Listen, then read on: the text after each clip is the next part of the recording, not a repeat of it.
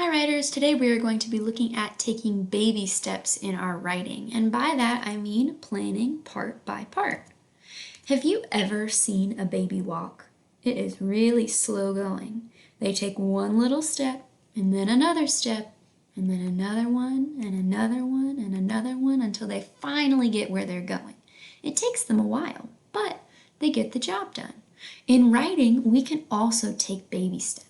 Sometimes when we think about where we're going or how much we have to write, we get overwhelmed.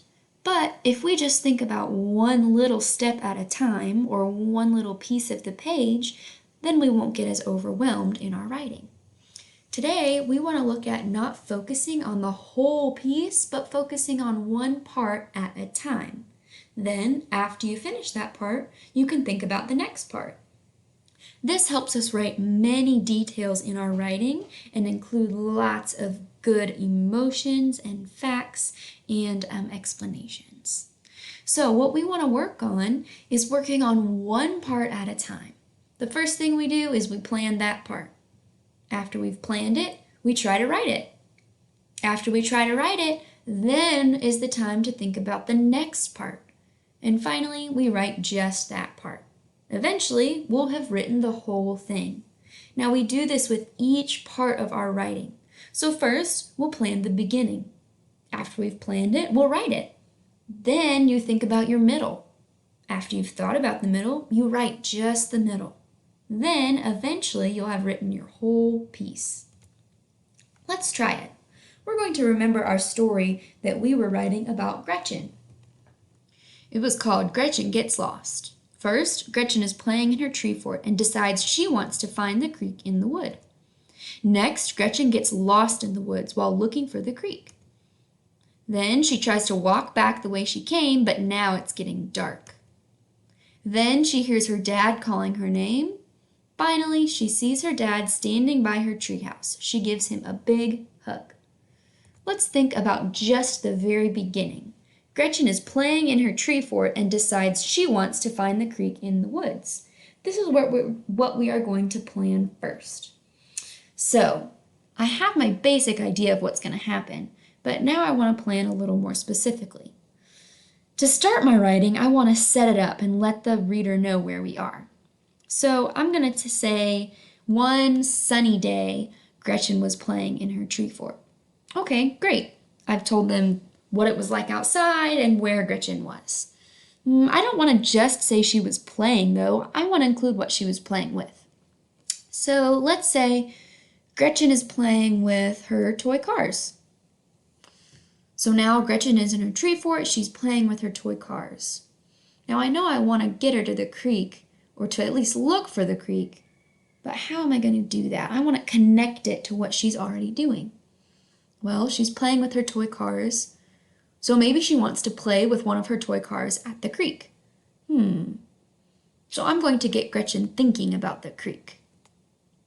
Maybe we'll say, Gretchen thought, I wonder if my toy car can jump over the creek. So now I have Gretchen in her tree fort. She's thinking about going to the creek, which is exactly what I said would happen in the beginning. Let's try writing that. First, I've drawn my picture. Here is the tree fort and the tree. I see the forest behind, and I see the sun in the sky.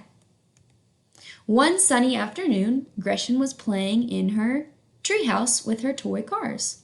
All right, we started and we planned the part, and now we're trying to write it.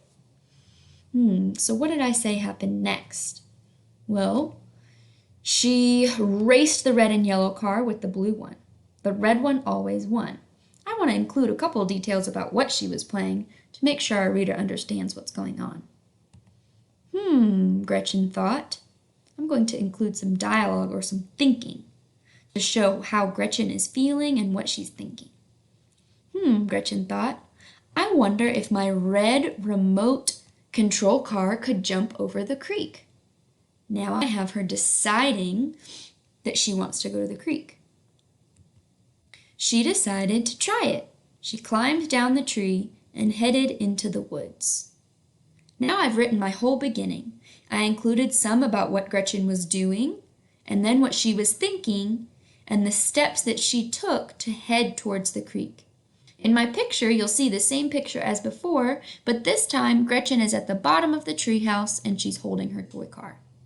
So what I just did is I planned a part, then I tried to write it. After I tried to write it, now I'm going to think about the next part. In my next part, I want Gretchen in the woods. This is where she's looking for the creek but hasn't found it yet. It's going to be starting to get dark. Notice how I drew the sun lower in the sky this time. So now I've thought about that part. The next step would be to write that part. Writers, I want you to try this in your own work today. I want you to work on one part at a time. First, plan that part. Don't even think about your ending or your middle. Start by planning the part that you're working on.